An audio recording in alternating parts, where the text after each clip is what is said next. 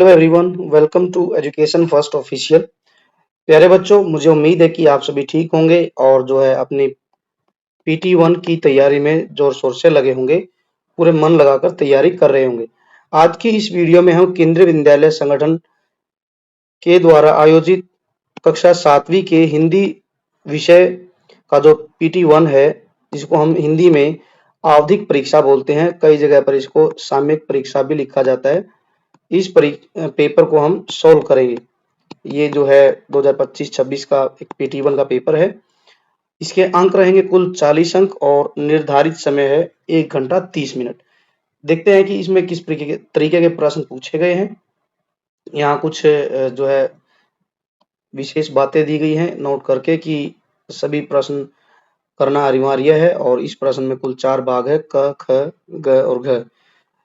ये भी लिखा गया कि प्रश्नों के उत्तर क्रम अनुसार देने हैं। ऐसा नहीं है कि आप एक प्रश्न का उत्तर कहीं लिखे दूसरा कहीं, और लिखते समय आपको हैंडराइटिंग का विशेष ध्यान रखना है। चलिए, पहला खंड है क। इसमें क्या दिया गया है? प्रश्न 1 है, निम्नलिखित अपठित गद्यांश को ध्यान पूर्वक पढ़कर नीचे दिए गए प्रश्नों के लिए सही विकल्प चुनना है। 5 अंक का प्रश्न है। पैसेज क्या है? लिखा है, निराश व्यक्ति न किसी की बात समझता है और न ही किसी को अपनी बात समझाता है। तनिक सी असफलता मिली कि हार कर बैठ जाएगा। सारी दुनिया अंधेरे से घिरी दिखाई देने लगेगी। काम शुरू किया नहीं कि असफलता की दुर्बलता ने शक्ति छीन ली। मतलब कि जो निराश व्यक्ति होता है, वो किस तरीके से अपना मतलब रिएक्ट करता है कि वो किसी की बात नहीं समझता है और ना ही किसी को अपनी बात समझा पाता है। यदि थोड़ी सी भी असफलता मिली तो वो हार मानकर बैठ जाता है। सारी दुनिया, उसे लगता है कि सारी दुनिया में अंधेरा ही अंधेरा है, मतलब नाकामयाबी है, असफलता है। और जैसे ही वो कोई काम भी शुरू करेगा तो उसके मन में पहले से ही ये डर बैठ जाता है कि मैं सफल नहीं होऊंगा। ठीक है, और वो इस चक्कर में फिर जो है प्रयास भी नहीं करेगा और हार मानकर बैठ जाएगा।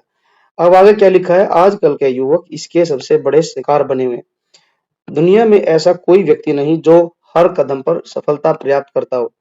हर महान व्यक्ति को भी जीवन में असफलता मिलती है। मतलब कि आज की जो युवा पीढ़ी है, आज के जो यंग जनरेशन है, वो सबसे ज्यादा जो है असफलताओं से हार मानकर बैठ जाते हैं। और यहाँ उदाहरण लिख के बताया गया है कि दुनिया में कोई भी व्यक्ति ऐसा नहीं है कि जिसे हर बार प्रयास किया और सफलता हासिल हुई हो। ऐसा कोई नहीं है। जितने भी बड़े बड़े महान व्यक्ति हुए हैं, उन्होंने जीवन में अनेक असफलताएं झेली हैं। सफल व्यक्ति उसे कहेंगे जो बार बार असफल होने पर भी हार नहीं माने, आगे बढ़ने के लिए कमर कसकर तैयार रहे। ऐसे कर्मठ और दृढ़ इच्छा शक्ति वाले व्यक्ति के आगे सफलताएं स्वागत करती हैं। मतलब कि जो लोग हार नहीं मानते हैं असफल होने के बाद भी, और फिर भी असफल हो जाएं उसके बाद भी कमर कस के और काम में लगे रहते हैं, ऐसे व्यक्ति ही जो दृढ़ इच्छा वाले होते हैं, जिनकी स्ट्रॉन्ग डिटर्मिनेशन होती है, वही सफल होते हैं। सफलताएं उन्हीं का ही स्वागत करती है। इसीलिए किसी ने कहा है, क्या कहा है? मन के हारे हार है, मन के जीते जीत। कुछ भी हो क्यों न हो, हमें मन नहीं हारना चाहिए। निराशा को मन के दरवाजे पर ठहरने नहीं देना चाहिए। तो ये मतलब यही समझाया गया है कि हमें अपने जीवन में निराशाओं से नहीं घबराना है, और जो है निराशाएं आएंगी तो भी हमें अपने आप को वहां पर स्ट्रांग बनकर खड़े रहना है और हमें आगे बढ़ते जाना। ये समझाया गया पैसेज में। अब इसके प्रश्न उत्तर देख लेते हैं, क्या क्या लिखा गया है। पहला प्रश्न है कि निराश आदमी को दुनिया कैसी दिखाई देती है। तो उत्तर किस प्रकार है? उम्मीद से भरी हुई, बहुत खूबसूरत, घोर अंधेरे से घिरी हुई, चारों तरफ रोशनी से भरी हुई। तो इनमें से जो सही उत्तर है वो ये है कि जो निराश आदमी होता है उसको दुनिया, अपने आसपास की दुनिया घने अंधेरे से घिरी हुई दिखाई देती है। तो इसका तीसरा उत्तर होगा। ख में लिखा है, गद्यांश के अनुसार सफल व्यक्ति किसे कहा जाएगा? तो सफल व्यक्ति जो कहा जाएगा वो इस प्रकार से है कि जो बार बार असफल होने पर भी हार न माने, उसी को ही हम जो है सफल व्यक्ति कहेंगे। तो सी उत्तर हो जाएगा इसका भी। आगे बढ़ते हैं, आगे क्या लिखा गया है कि किन व्यक्तियों के आगे सफलताएं स्वागत करती हैं, कि किस प्रकार के व्यक्तियों के सामने सफलताएं खुद जो है स्वागत करती हैं, वो बताना है। उत्तर इस प्रकार से है कि जो आलसी और कामचोर हो, बिल्कुल गलत है। जो सदा दूसरों की सफलता की बातें सुने, ये भी गलत है। कर्महीन और इच्छा शक्तिहीन व्यक्तियों की, ये भी गलत है। उत्तर एक ही बच गया। जो व्यक्ति कर्मठ होते हैं और जिनकी इच्छा शक्ति बहुत मजबूत होती है, दृढ़ इच्छा शक्ति वाले होते हैं, उन्हीं के सामने जो है सफलताएं जो है स्वागत करने के लिए तैयार खड़ी रहती है। आगे प्रश्न क्या पूछा गया है कि मन के हारे हार है, मन के जीते जीत। पंक्ति का क्या अर्थ है? पहला उत्तर है, मन कभी हार जाता है तो कभी जीत जाता है। मन सदा ही हार जाता है और मन सिर्फ कभी-कभी ही जीतता है। और यहाँ लिखा है मन हार गया तो हार है और मन जीत गया तो जीत है। तो यही इसका सही उत्तर होगा कि यदि मन हमारा हार गया तो हमें हराने से कोई नहीं बचा सकता, और यदि हमारे मन में निश्चय है कि हम जीतेंगे, विजयी होंगे, तो हम जरूर जो है जीत ही जाते हैं। तो इसका उत्तर घ होगा, चौथा। आगे बढ़ते हैं। अब अगला प्रश्न क्या है? निम्नलिखित विलोम शब्दों में से कौन सी जोड़ी सही नहीं है? यहाँ विलोम शब्द की जोड़ी दी गई है, जैसे निराशा आशा, दुर्बल निर्बल, ठीक है, सफलता असफलता और अंधेरा उजाला। इसका मतलब है कि हमें ये बताना है कि जो ये चार उत्तर दिए गए हैं, इनमें से जो विलोम शब्द की जो पेयर है, एक जोड़ी है, वो कौन सी सही नहीं है, वो बतानी है। तो आशा निराशा ठीक है, असफलता सफलता भी ठीक है, अंधेरा उजाला भी ठीक है, दुर्बल निर्बल नहीं होता, दुर्बल और सबल होता है। ये हमारा सही उत्तर हो जाएगा, सी, तीसरे नंबर पर। अब प्रश्न है, क्या लिखा है? निम्नलिखित पठित पद्यांश आ गया। पठित पद्यांश है को ध्यान पूर्वक पढ़कर नीचे दिए गए प्रश्नों के लिए सही विकल्प चुनना है। ये कविता जो हमारी बुक में है, उसी में से जो है जो स्टैंजा लिया गया है। क्या है? तू है हठी मानदन मेरे, सुन उपवन में बड़े सवेरे, तात भ्रमण करते थे तेरे, जहां सुरभि मनमानी, जहां सुरभि मनमानी, हाँ माँ यही कहानी। वर्ण वर्ण के फूल खिले थे, झिलमिल कर हिम बिंदु झिले थे, हल्के झोंके हिले मिले थे, लहराता था पानी, लहराता था पानी, हाँ हाँ यही कहानी। अब आगे क्या लिखा है? गाते थे खग कल कल स्वर से, सहसा एक हंस ऊपर से गिरा, बिद्ध होकर खर सर से, और हुई पक्षी की हानि, हुई पक्षी की हानि, करुणा भरी कहानी। तो ये हमारी जो कविता है उसमें से लिया गया है, जिसके कवि जो थे, माँ एक माँ कह एक कहानी, और कवि जो इसके थे वो थे हमारे बड़े ही प्रसिद्ध कवि हैं मैथिली शरण गुप्त। उसी कविता से लिया गया, जिसमें जो है माँ अपने बेटे को जो है उसके पिता के द्वारा जो हंस पक्षी था वो बचाया गया, उसकी पूरी कहानी सुनाती है। ठीक है, तो अब इसके प्रश्न उत्तर देख लेते हैं। क्या लिखा है? पहला प्रश्न है, वर्ण वर्ण के फूल खिले थे का क्या अर्थ है?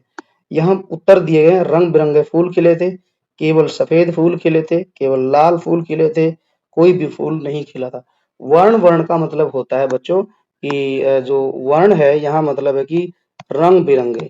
वर्ण वर्ण मतलब कि हर तरीके के रंग के फूल खिले थे। तो यहाँ पहला ही इसका उत्तर हो जाएगा कि रंग बिरंगे फूल खिले थे। आगे बढ़ते हैं।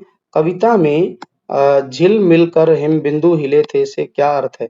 कि पहला है कि बर्फ के कण चमक रहे थे और फूलों पर ओस की बूंदें थी, आकाश में तारे चमक रहे थे, जल में लहरें थी। तो यहाँ पर बच्चों कविता की जो पंक्ति आई थी, झिल मिल कर हिम बिंदु झिले थे, तो इसका मतलब होता है कि जो हिम का मतलब होता है बर्फ, हिम बिंदु मतलब होता है कि जो बर्फ की जो कण थे, या जो है हम कह सकते हैं इंग्लिश में पार्टिकल, जो आइस के जो पार्टिकल थे वो चमक रहे थे, झिलमिला रहे थे। तो इसका उत्तर एक हो जाएगा। आगे है, क्या लिखा है कि गाते थे कल खग कल कल स्वर में, खग का अर्थ बताना है। यहाँ पर क्या है? तो खग का अर्थ होता है पक्षी। पक्षी जो थे, खग जो थे, वो कल कल कर जो है आवाज कर रहे थे, गा रहे थे। कविता में हठी मान धन शब्द किसके लिए प्रयोग किया गया है? तो कविता में हठी मानधन शब्द जो प्रयोग किया गया है वो पुत्र के लिए किया गया है। यशोदा का जो यशोधरा का पुत्र था, यशोधरा का पुत्र, उसके लिए ये शब्द यूज किया गया है, हठी मानधन। आगे बढ़ते हैं। कविता में सुरभि मनमानी का क्या अर्थ है? तो सुरभि मनमानी का मतलब होता है, सुरभि बोलते हैं खुशबू को, खुशबू। तो मनमानी मतलब हम यहाँ कहेंगे मनमोहक और मनमानी खुशबू, तीसरा इसका सही उत्तर हो जाएगा। अब आगे बढ़ते हैं। अब जो है खंड ख है, ये हमारी किताब जो है मल्लार, उसमें से प्रश्न उत्तर पूछे गए। जैसे यहाँ तीसरा प्रश्न क्या दिया गया है, नीचे दिए गए लघु उत्तरीय प्रश्नों के उत्तर लिखिए।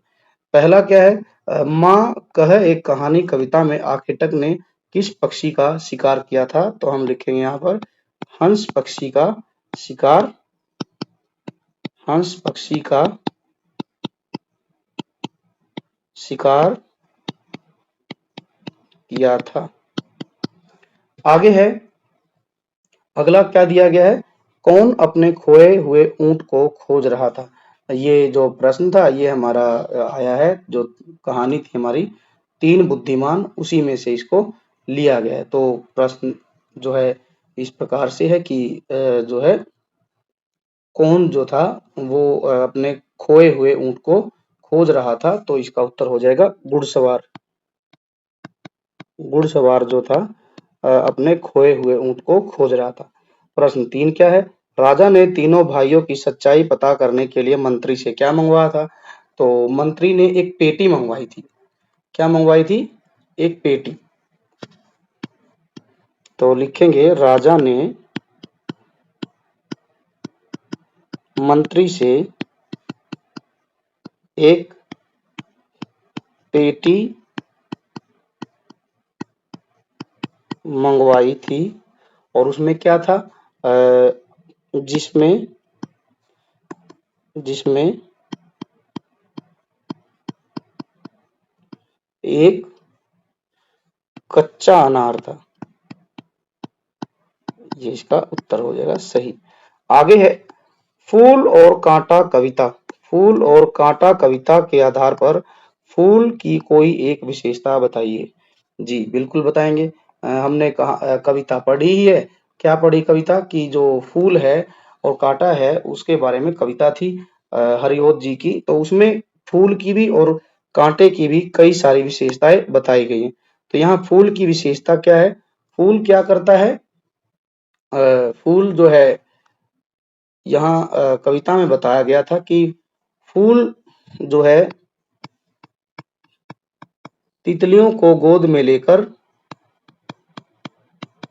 फूल तितलियों को गोद में लेकर उन्हें अनूठा रस पिलाता है।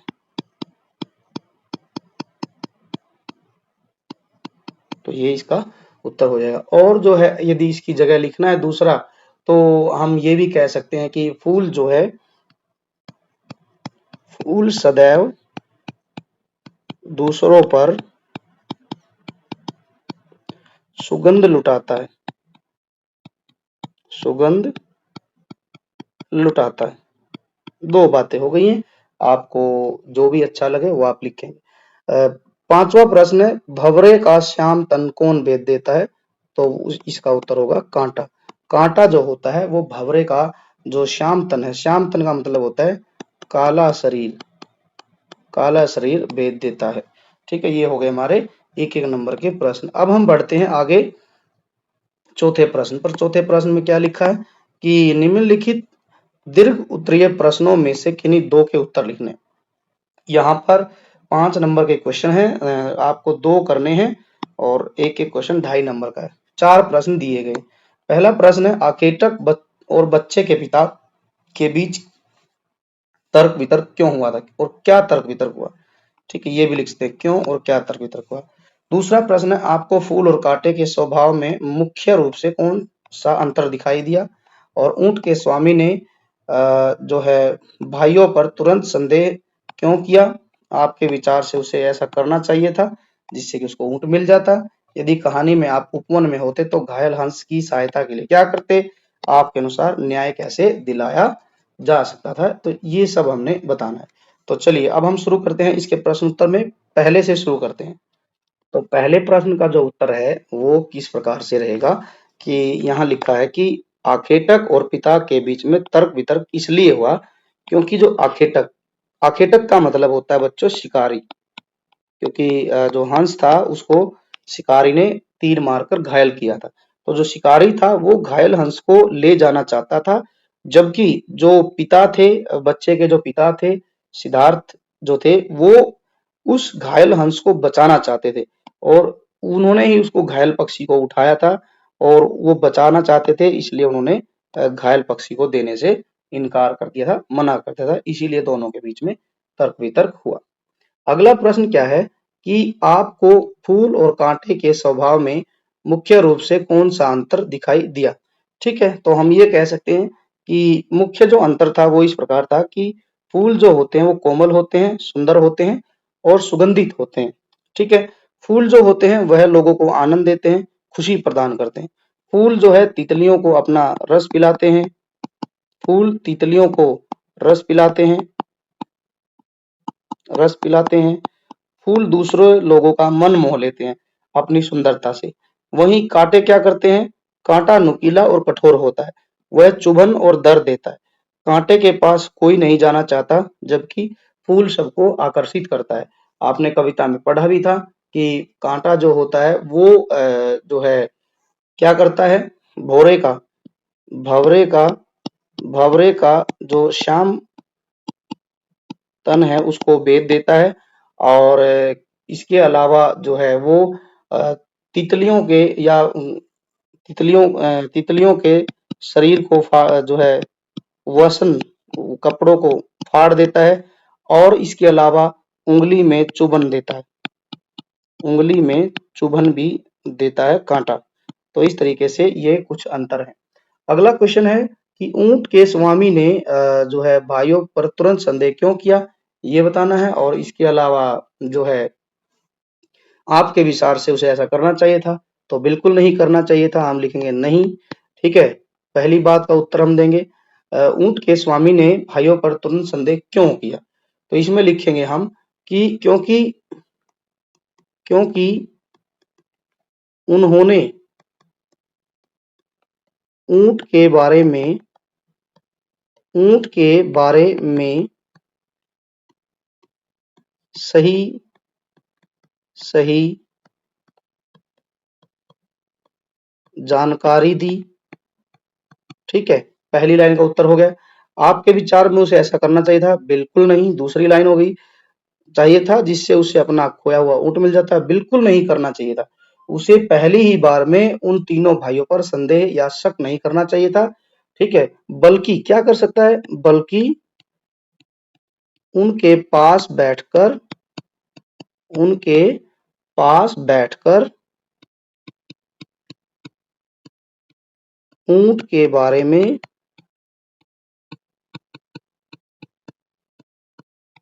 पूछताछ करनी चाहिए थी। कुछ पूछताछ तो उसने कर ली थी, लेकिन और भी यदि कोई उसके मन में शंका होती, संदेह होता तो वो पूछ सकता था, लेकिन उसने उल्टा किया, शक किया। ऊंट वाले ने, घुड़सवार ने उनको जो है चोर मान लिया था। इसी की वजह से फिर वो कहानी के अंत में राजा तक भी पहुंच गए थे। आगे बढ़ते हैं, अगला प्रश्न क्या दिया गया है, एक बार इसको हम मिटा लेते हैं यहाँ से। अगला प्रश्न क्या है कि यही कहानी यदि कहानी में आप उपवन में होते तो घायल हंस की सहायता के लिए क्या करते? तो इसके उत्तर में हम लिखेंगे कि जो है मेरे अनुसार, यहाँ लिखा है मेरे अनुसार न्याय यह होता कि घायल हंस को मारने के बजाय बचाने वाले को उसकी देखभाल करने का अधिकार मिलता, क्योंकि शिकारी ने उसको घायल किया तीर मारकर, तो उसे नहीं मिलना चाहिए था, बल्कि किसे मिलना चाहिए था? वो जो है जिसने उसको बचाया था उसको मिलना चाहिए था, और वही क्योंकि उसकी सेवा करता। ठीक है, वो क्या करता? उसको उसकी देखभाल करता। ठीक है, और उसको एक मतलब फ्री छोड़ता घूमने फिरने के लिए। शिकारी क्या करता? शिकारी ने उसको शिकार किया, मार देता अंत में। लेकिन जो बचाने वाला था वो किस हृदय का था कि उसको पता था कि किसी भी जीव को कष्ट देना गलत है, जीव की जान बचाना ही सच्चा न्याय, किसी को मारना ठीक नहीं है। तो ये थे हमारे प्रश्न उत्तर। आई होप कि आप सभी को समझ आ गए होंगे। अब बढ़ते हैं हम जो व्याकरण दी गई है उसकी तरफ, क्या क्या लिखा गया है व्याकरण में। चलिए देखते हैं, पहले प्रश्न से हम शुरू करेंगे। व्याकरण खंड ग आ गया अभी। चलिए अब हम व्याकरण शुरू करते हैं। ये है खंड ग। इसमें देखते हैं क्या क्या प्रश्न पूछे गए। प्रश्न 5 क्या लिखा है, नीचे दिए गए वाक्यों में कारक लिखकर उन्हें पूरा कीजिए। कारक कौन कौन से होते हैं? कारक की विभक्तियां कर्ता कर्म, आप लोगों ने पढ़ा ही होगा, कर्ता कर्म कर्ण संप्रदान अपादान, ये सब संप्रदान अपादान अधिकरण संबंध कारक। तो इस तरीके से ये कारक हैं और इनकी कुछ विभक्तियां होती हैं। जैसे पहले में हम भरेंगे, क्या लिखना है, हमने तो तुम्हारे ऊंट को देखा तक नहीं, भाइयों ने परेशान होते हुए कहा। तो यहाँ पहले में हम भरेंगे कारक की विभक्ति को और ने। दूसरा है, राजा ने उसी समय अपने मंत्री को बुलाया और उसके कान में कुछ फुसफुसाया। ये भी हो गया, दो करने थे, हमने इनको भर दिया। अगला प्रश्न क्या है, नीचे दी गई पंक्तियों में विशेषण और विशेष्य शब्दों की पहचान करके लिखना है। कौन सा विशेषण है, कौन सी शब्द विशेष्य। चलिए पहले विशेषण देखते हैं। भोर का है भेद देता श्याम तन। तो बच्चों ये जो शब्द मैंने बॉक्स में लिखा है, जिस पर बॉक्स बना है श्याम तन, तो यहाँ पर जो बच्चों श्याम शब्द है वो तो है विशेषण, और किसकी विशेषता बताई है, तन की। इसका अर्थ होता है सावला शरीर। श्याम का अर्थ होता है सावला और तन का मतलब होता है शरीर। यहाँ शरीर की विशेषता बताई गई है, शरीर कैसा है, श्याम रंग का है।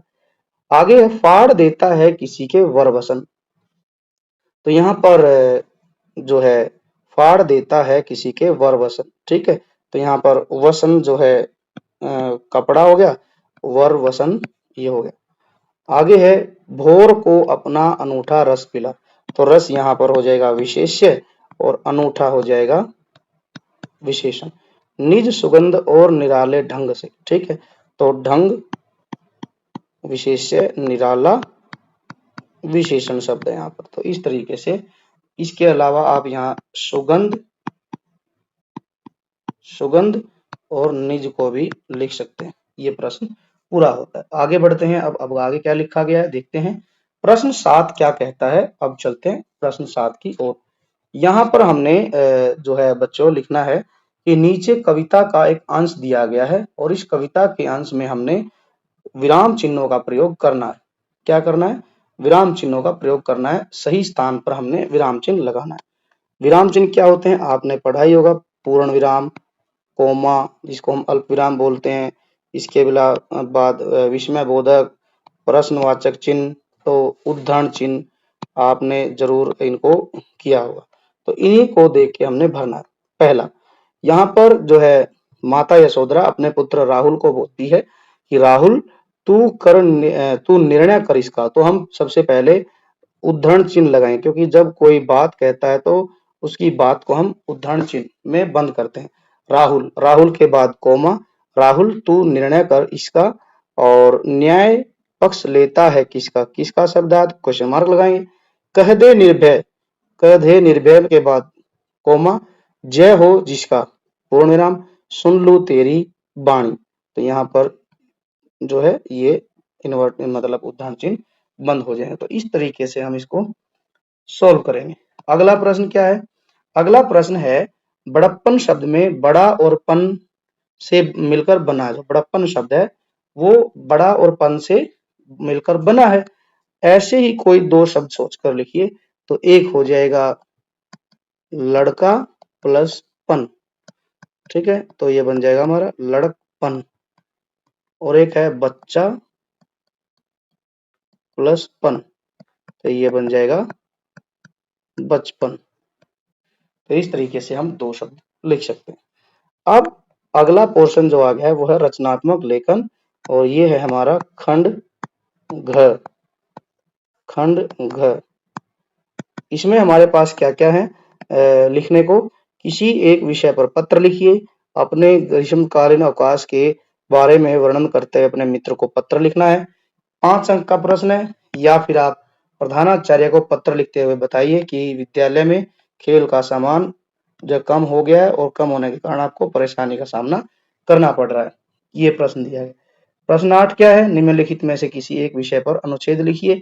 मेरा प्रिय खिलाड़ी, पुस्तकों का महत्व, जल ही जीवन है। और अंतिम प्रश्न है, एक-एक करके हम इनको सबको सॉल्व करेंगे। निम्नलिखित में से किसी एक विषय पर संवाद लिखिए। जल संरक्षण पर दो मित्रों के बीच में बातचीत और घायल हंस और तीर चलाने वाले के बीच का संवाद, ये सब लिखने। चलिए इनको एक-एक करके सभी को हल करते हैं। तो सबसे पहले हम प्रश्न नंबर 7 को हल करेंगे, पत्र लिखना है। हम लिखेंगे कि अपने ग्रीष्मकालीन अवकाश, जो आपकी गर्मी की छुट्टियाँ हुई थी, आपने उसमें क्या किया? आप कहाँ घूमने गए? कैसे आपने आनंद लिया छुट्टियों का? वो अपने मित्र को पत्र में लिखना है। ये बच्चों एक अनौपचारिक पत्र है, इसको हम कैसे लिखेंगे? जैसे यहाँ दिया गया है, लिखा गया है कि आप जो अपने मित्र है जो, उसको क्या करेंगे? अवकाश के बारे में पत्र लिखेंगे। सबसे पहले आप पता लिखेंगे कि आपका मित्र कहाँ रहता है, तो आप यहाँ लिख सकते हैं ब, स, कोई भी शहर हो सकता है, ब, स, ठीक है, शहर। और इसके बाद में आप जो है, जो भी जिला लगता है, राज्य लगता है, ठीक है, तो आप वो लिखेंगे। जैसे हम लिखेंगे हरियाणा में एक शहर है अंबाला, अंबाला शहर, हरियाणा। चलिए फिर इसके बाद डेट लिखनी है। फिर लिखेंगे हम, जैसे दोस्त का कुछ भी नाम लिख सकते हैं आप, आपका दोस्त कोई भी हो सकता है, उसका नाम लिखेंगे। प्रिय सोनू, नमस्ते। आशा है तुम स्वस्थ और प्रसन्न होंगे। मैं यह पत्र तुम्हें अपनी ग्रीष्मकालीन अवकाश के अनुभव बताने के लिए लिख रहा हूँ। इस बार छुट्टियों में मैं और मेरी बहन अपने नाना नानी के घर गए थे। वहाँ का वातावरण बहुत ही शांत और सुंदर था और हमने वहाँ आम, लीची और तरबूज खाए। सुबह-सुबह खेतों में घूमने जाते और शाम को तालाब के पास बैठते। इसके अलावा रात को नानी से कहानियाँ भी सुनते। मैंने कुछ किताबें भी पढ़ी और चित्रकारी भी की। छुट्टियों में बहुत कुछ नया सीखने को मिला। इस बार गर्मी की छुट्टियों का यह समय बहुत मजेदार और यादगार रहा। तुमने छुट्टियाँ कैसे बिताई? ज़रूर बताना। तुम्हारा प्यारा मित्र राजू। तो इस तरीके से आप एक जो इनफॉर्मल या अनौपचारिक पत्र है वो लिख सकते हैं। लेकिन अब दूसरा जो पत्र है वो क्या है? आपने अपने प्रिंसिपल को पत्र लिखना है, जिसमें आप बताएँगे, क्या बताना है कि विद्यालय में खेल के सामान की कमी हो गई है और उसके कारण आपको परेशानी उठानी पड़ रही है। तो यहाँ पर हम लिखेंगे, पत्र लिखना है प्राचार्य को। सेवा में प्रधानाचार्य महोदय, जेंट्स टीचर है प्रिंसिपल तो महोदय, और लेडी टीचर है तो महोदया लिखेंगे आप। पीएम श्री केंद्रीय विद्यालय, आगे आपका शहर जो भी है, फिर विषय, विद्यालय में खेल सामग्री की कमी के संबंध में प्रार्थना पत्र। महोदय, सविनय निवेदन यह है कि मैं आपके विद्यालय की कक्षा 7वीं, आपका फिर यहाँ सेक्शन अ, ब, श, द, जो भी आपका सेक्शन है वो आप इनमें से लिख देंगे। लड़की है तो लिखेगी छात्रा, लड़की है तो वो लिखेगी छात्रा हूँ। मैं आपका ध्यान विद्यालय में खेल सामग्री की कमी की ओर आकर्षित अ, करना चाहती हूँ, करना चाहती हूँ लिखेंगे, या चाहता हूँ। विद्यालय के खेल विभाग में फुटबॉल, बैडमिंटन, क्रिकेट बैट, अन्य खेल उपकरण या तो टूटे हुए हैं या फिर बहुत कम है। आपने बताना है कि आपके जो स्कूल में जो खेल डिपार्टमेंट है, उसमें जो भी सामान है, सामग्री है, वो या तो कम हो गई है या टूट गई है। इस कारण हमें खेल के पीरियड में खेलने में कठिनाई भी होती है और हम किसी प्रतियोगिता की तैयारी भी नहीं कर पा रहे हैं, ये भी बताना। आपसे निवेदन है कि कृपया आप जल्द ही जल्द नई खेल की सामग्री उपलब्ध करवाएं, आपकी बड़ी कृपा होगी। धन्यवाद। आपका आज्ञाकारी छात्र। लड़की है तो यहाँ लिखेगी छात्रा, अपना फिर नाम लिखेंगे, कक्षा और अनुभाग लिखेंगे और नीचे दिनांक जरूर लिखेंगे। दिनांक जब भी आप पत्र को लिखेंगे तो साथ में दिनांक जरूर लिखें। ये हो गया हमारा पत्र लेखन। अब हम ऐसे ही आगे बढ़ते हैं। अब हम पढ़ेंगे कि जो है अनुच्छेद लिखना है किसी भी एक विषय पर। तो यहाँ तीनों हमने छोटे-छोटे लिखे हैं, आप इसको भी लिख सकते हैं या फिर आप जो है थोड़ा बहुत इसमें चेंज भी कर सकते हैं। जैसे मेरा प्रिय खिलाड़ी। अब बच्चों यहाँ पर प्रिय खिलाड़ी सबके अलग-अलग हो सकते हैं। हो सकता है किसी को क्रिकेट खेलना पसंद है तो वो किसी क्रिकेट के प्लेयर के बारे में लिखेगा। हो सकता है किसी भी बच्चे को कबड्डी का जो प्लेयर है उसको वो उसके कबड्डी के प्लेयर को खेलते हुए देखना अच्छा लगता है वो लिखेगा। हो सकता है किसी का मनपसंद प्लेयर जो है फुटबॉल का कोई खिलाड़ी है, हो सकता है किसी का खिलाड़ी जो है मनपसंद खिलाड़ी खो-खो से संबंधित हो या फिर मुक्केबाजी से या फिर हो सकता है कि कुश्ती से संबंधित हो। तो इसमें बच्चों आप सभी जो है अपना मनपसंद खिलाड़ी लिखेंगे और वो आप अपने तरीके से लिखेंगे। जैसे मैंने थोड़ा-सा आप लोगों के लिए लिखा है तो मेरा जो मनपसंद खिलाड़ी है वो है विराट कोहली। क्यों है ये भी हम पढ़ेंगे। मेरा जो प्रिय खिलाड़ी है वो विराट कोहली है। वह भारत का बहुत प्रसिद्ध और क्रिकेट खिलाड़ी है। वह एक अच्छे बल्लेबाज भी है और कप्तान भी रह चुके हैं। उनके खेल उनका जो खेल है देखने में बहुत मजा आता है। वह मैदान पर बहुत मेहनत करते हैं, कभी हार नहीं मानते। उनकी फिटनेस जो है वो और उनका अनुशासन सभी को प्रेरणा देता है। गजब की फिटनेस है कोहली की और विराट कोहली ने कई मैचों में शानदार रन बनाए हैं और भारत को जिताया है।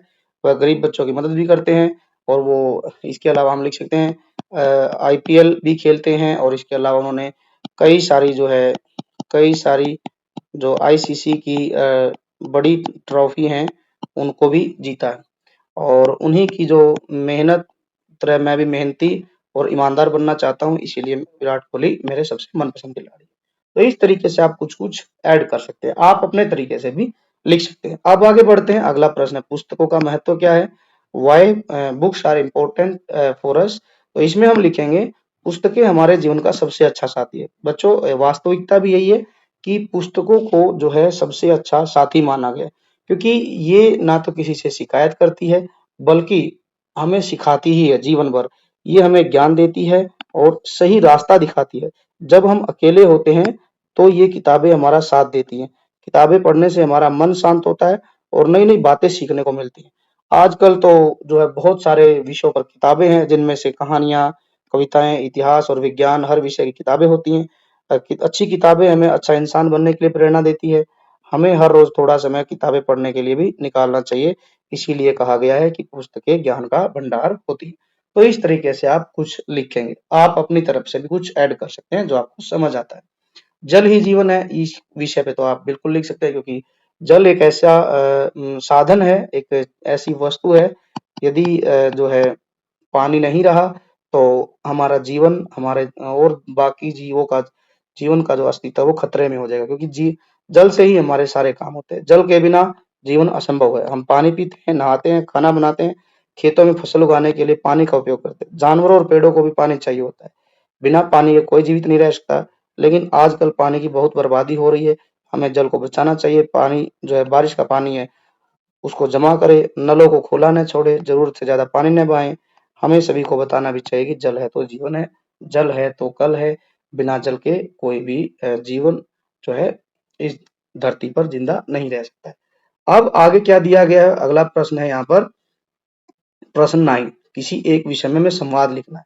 दोनों का ही ट्राई करेंगे जल संरक्षण पर दो मित्रों का संवाद ये भी हम देख लेते हैं क्या लिखा गया यहाँ पर यहाँ लिखा गया है क्या कि दो दोस्त हैं एक है राहुल और एक है सीमा सीमा राहुल क्या कहता अरे सीमा तुम नल क्यों बंद कर रही हो अभी तो थोड़ा और पानी चाहिए था सीमा कह रही है हाँ राहुल लेकिन हमें जितना जरूरत हो उतना ही पानी इस्तेमाल करना चाहिए बाकी पानी बर्बाद नहीं करना चाहिए बिल्कुल सही बात है कि जितना पानी हमें जरूरत है उतना आप पानी लीजिए और उसके बाद आप जो है नल को बंद कर दीजिए राहुल लेकिन इतना सा पानी बर्बाद होने से क्या फर्क पड़ेगा राहुल की बात सुनकर सीमा क्या कहती है बहुत फर्क पड़ता है सोचो गांव में लोग मिलों चलकर पानी लाते हैं अगर हम शहरों में पानी यूं ही बर्बाद करते रहेंगे तो सब संकट में आ जाएंगे राहुल हाँ अब समझा रोजमर्रा की जरूरतों में हमें सावधानी करनी चाहिए जैसे टूटी हुई टोंटी ठीक करना बाल्टी से नहाना पाइप से गाड़ी न धोना तो इस तरीके से आप कुछ संवाद जो है यहाँ पर लिखेंगे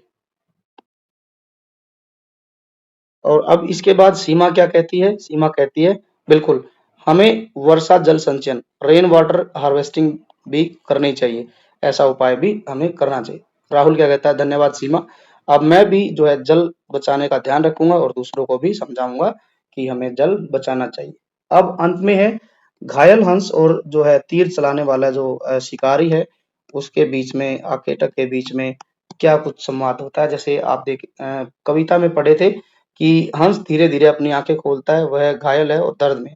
हंस क्या कहता है दर्द से, तुमने मुझे क्यों मारा? मैंने तो तुम्हारा कोई नुकसान नहीं किया था। आखेटक आखेटक क्या कहता है? घमंड से कहता, गर्व से, मैं शिकारी हूँ, तीर चलाना मेरा अभ्यास है, तू मेरा निशाना था। हंस, क्या तुम्हारा अभ्यास मेरी जान से ज्यादा जरूरी है?